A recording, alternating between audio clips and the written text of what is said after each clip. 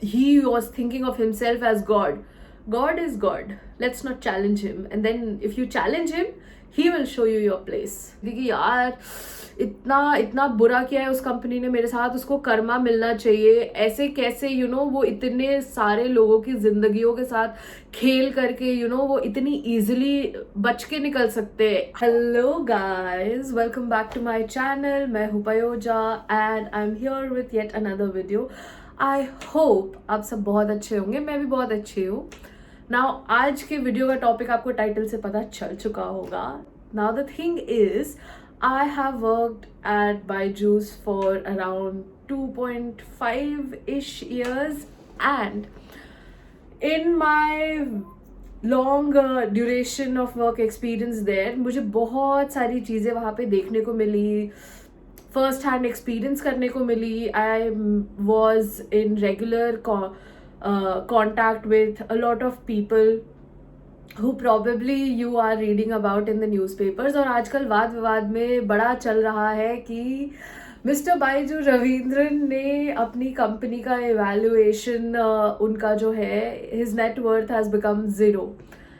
And let me tell you, that hit not just all of you but also me like a shockwave, because for the longest time I have been hoping and waiting for karma to hit. Because अगर आप पिछला video भी देखेंगे मेरा, I'll put it in the description. My experience at Byju's was not at all good. When I think about it, एक wholesome manner में. Of course there were good experiences. I met a lot of amazing people, interacted with them, gave me experience, work experience, money, the exposure that I needed at that point in my career. But जब मैं एक long term way में देखती हूँ तो मुझे ऐसा लगता है कि मैंने जितना उस कंपनी से गेन किया उससे काफ़ी ज़्यादा मैंने लूज़ किया.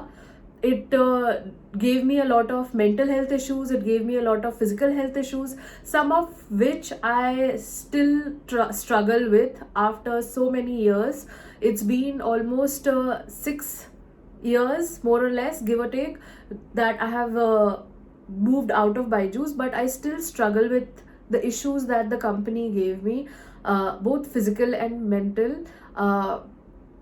आई थिंक लास्ट के 6 महीने जो मेरा वहाँ पे था was more of the money that I was making. Some of it was going in rent, some was going in to food and living expenses, but a major chunk of it was going in to health care, both physical and mental. तो मुझे ऐसा लग रहा था कि आप पैसे कमाते हो ताकि आप अपने ऊपर खर्च कर सको, एक सर्टेन लाइफस्टाइल मेंटेन कर सको, एंड देन फिर आप कुछ सेविंग्स कर सको अपने फ्यूचर के लिए, अपने फ्यूचर प्लान्स के लिए, लाइफ में थोड़ा ग्रो कर सको. बट यहाँ पे मेरे जितने पैसे मैं कमा रही थी, मैं तो हेल्थ केयर में डालकर उड़ा रही थी बड़े ही आराम से. And if I can say so, it was not just me, it was also a lot of other employees जिनके साथ ये हो रहा था, which is very sad. But now that we can all accept कि बायजूस का डाउनफॉल शुरू नहीं हुआ है, downfall has happened. There are lot of things जो मुझे लगता है all of us, irrespective of our age bracket, gender, industry, we all can learn from it. And here goes my 2 cents on Byju's का downfall, the most happening thing right now. So first, I feel like karma is very real, guys. Do good and good will happen to you. If you're not doing good, nothing is going to last. And when it comes to Byju's में जो sales वाले थे वो parents को dupe कर रहे हैं. I remember there were few times जहाँ पे पेरेंट्स का जॉब चला गया है. I still remember I had an interaction with a customer जिसमें कि a force sale was made. बंदे को तब पता चला कि एक सेल हो गया है and he has a Byju's product when he started getting calls for paying the EMIs from Bajaj Finserv. तो उनको तब पता चला, and he had lost his job and he had घर का EMI, हाउस लोन, एंड 2 बच्चे थे, दोनों बच्चों की पढ़ाई, वाइफ को कुछ हेल्थ इशू था, मेजर हेल्थ इशू जिसका इलाज चल रहा था. And then that guy is giving me screenshots of all of those proofs ki dekho, I have come back to India, I am no longer in Dubai and all of that. That guy was a resident of Kerala, and that guy was denied a refund on all grounds whatsoever, and he was made to pay for all of that. And अगर आप humanitarian ground पे जाकर ये सारी चीजें नहीं कर सकते, specially when you know that there is a force sell being made, specially when you know that the first call that the guy made was on the 15th day. 15 day का refund policy होता था बायजूस का. And this is the employee वाला point. And then when I come to this is the customer वाला POV. When I come to employees वाला, employees were not happy.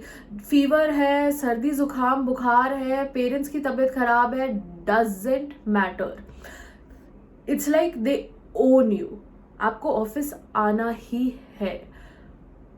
And there is no policy of leaves. I remember मैं छुट्टियां, मेरे को सिर्फ 2 week of होता था, उसके अलावा मेरे को 2 दिन और. एंड देवर लाइक कि वो लीव्स भी जो तुम्हें घर जाने के लिए साल में एक बार मिल रही है, वो तुम्हें उस टाइम पे नहीं मिलेगी जब तुम चाहते हो. लाइक मेरे फैमिली में दिसंबर का टाइम ऐसा होता है जब सारे all the cousins and everyone is coming to India, and सबकी विंटर वेकेशंस होती है, सब ऐसे कन्वर्ज कर रहे होते हैं एक बंदे के घर पे, and you can have fun and the entire family is together. They don't care that when do you need it. They will give you as per your convenience. चलो एक बार ऐसा हो सकता है, 2 बार ऐसा हो सकता है, बट बार बार कैसे? They just want to have you by your balls. And that I feel like is unfair. अगर किसी की humanitarian needs होती है यार, you need your parents sometimes, जिसकी वजह से आप हो, you need to spend time with them, some quality time with them. And then when you are feeling full and happy and rejuvenated, you will come back to office and give it more than you were giving before. So I feel like karma is a big thing. आपको life में हमेशा अच्छा करना चाहिए, कभी भी किसी का भी बुरा नहीं करना चाहिए, चाहे वो प्रोफेशनली हो, पर्सनली हो, चाहे वो करप्शन वाले वे में हो, चाहे किसी भी वे में हो. आई थिंक आपको कभी किसी का बुरा नहीं करना चाहिए. अभी आपके साथ अच्छा हो जाएगा, but then some time later, as you can see, your net worth can go back to. You get it, right?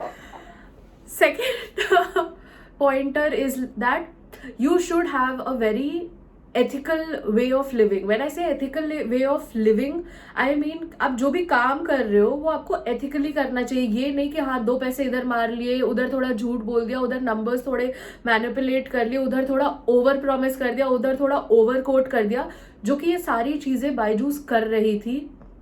थोड़ी एग्जैजरेटेड मार्केटिंग कर दी, थोड़ा फेक सेल कर दिया. By fake sale I mean the customer doesn't even know he has purchase something, और आपने वो डाल दिया उसके सर पे, just because the customer was like not aware so much or not what should I say, इतना पढ़ा लिखा नहीं था, and just wanted कि उसका बच्चा अच्छा करे लाइफ में.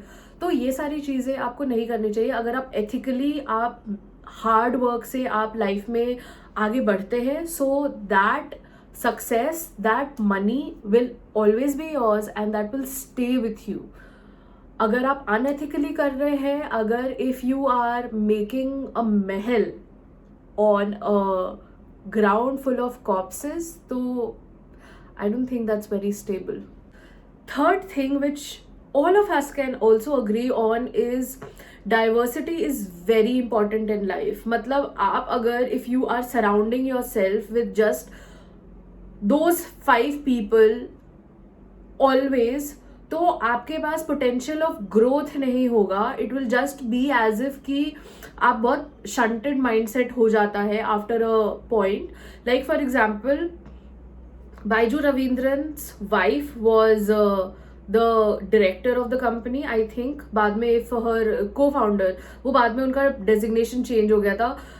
His brother was one of the CXOs. Baiju's brother was there, his wife was there, his sister-in-law was there, and there was this 2 other guys who were there from day 1 to the day end. And उसके जो inner circle था CXOs का, board members का, उनमें there wasn't like a lot of new people coming in, so it was like a one man show. He was the one guiding everything. Like घर का business होता है ना, जो आपने देखा होगा, एक दादाजी होते हैं, एक सरपंच होता है, और उनके मतलब ऐसे 5 बच्चे होते हैं या 5 मेंबर्स और होते हैं, और जो हेड बोलेगा वही सब कुछ, वही सबको अग्री करना है, मानना है, फॉलो करना है, सब कुछ करना है. तो I think it was a one man show, और कभी भी वन मैन शो नहीं होना चाहिए. You should be open to ideas, opinions and opportunities जो बाकी के लोग आपको लेकर आ रहे हैं आपके सामने, and you should value them. अगर if it's a one man show कि आपका ही सब कुछ चल रहा है ना, तो फिर ग्रोथ वाली चीज एक पॉइंट पे चली जाती है. और फिर that makes me come to the fourth point, ego and attitude. You should always be grounded no matter where you reach. I'll give you examples of Mr. Ratan Tata, Mr. Ambani. Like I think अभी कुछ time पहले ही there were videos of there are multiple instances of Mr. Ratan Tata being so humble and so down to earth. Even Dhoni being so humble and so down to earth. Although these people, they are unfazed by success, because they also realize if they are successful today, just tomorrow they can be unsuccessful as well. Successes and failures are the enemies of good personalities, and you should not let them affect you in the way that they are destroying your own personality. आप अपने आप को ऐसे रखो कि doesn't matter आज आप successful हो, कल आप, आज आपके पास करोड़ों की का जायदाद है, कल आपके पास कुछ भी नहीं है, फिर भी आप, it's not the money that matters, it's not the money that's giving worth to you, it's your own value system that's making you worthy of that money. हम क्या करते हैं, हम मनी को अपने ऊपर चढ़ा कर रख देते हैं. मनी पहले आता है, and then comes our personality, our persona, जबकि ये ऑपोजिट होना चाहिए. चाहे हम लाइफ में कहीं पे भी हो, कहाँ जहाँ पे भी हो, जो भी कर रहे हो, it's us that comes first, and then because of us comes the money, not the other way around. And एक पॉइंट के बाद I feel like there was a lot of ego thing and attitude जो आ गया था CXOs में, जो कि नहीं होना चाहिए. Not at all good for business. Nobody likes a very egoistic person. We are all attracted to sweet, gentle, kind, humble people, and that's how you should be. अगर आप अपने आप को गॉड समझने लगोगे, which I will not hesitate in saying, Baiju Ravindran started thinking of himself as the god of edtech industry in the world, if not just India. Eventually तो वो world पे भी जा चुका था. And he was thinking कि I have done this, I have revolutionized education in the country, and he was thinking of himself as God. God is God. Let's not challenge him. And then if you challenge him, he will show you your place. I'm pretty sure God doesn't hesitate in showing humans their place wherever they are. So this is another thing that we can all learn from the growth and then the downfall of Byju's. अभी इतने साल हो चुके हैं. I've changed my companies that I was working in. I've even changed my career paths. I've done so much in life. But जो मेरे interactions आज भी बाइजू रविंद्रन या फिर दिव्या गोकुलनाथ या फिर बाकी के जो भी वहाँ पे एम्प्लॉयज थे, मेरे मैनेजर्स थे, मेरे कलीग्स थे, I haven't forgotten them, and a lot of them haven't forgotten me. I'm still in touch with them, and we still discuss every time such a news makes headline. My Instagram is full of people who are sending me messages. So treat people well, and they will remember you for a very long duration of time. They will think about you with respect, with love, with kindness, and with prayers in their heart. But अगर आप लोगों के साथ बुरा करोगे, तो आज जैसे मैं हमेशा से ये सोचती थी कि यार इतना बुरा किया है उस कंपनी ने मेरे साथ, उसको कर्मा मिलना चाहिए. ऐसे कैसे वो इतने सारे लोगों की जिंदगियों के साथ खेल करके वो इतनी इजीली बच के निकल सकते हैं. How? And then when I see the news today, I feel like कि नहीं यार, इतना बुरा करके तो लाइफ में कोई नहीं बच सकता. कभी भी। और ये चीज़ मुझे भी याद रखनी चाहिए कि कभी never do bad, never do wrong, and good will happen to you.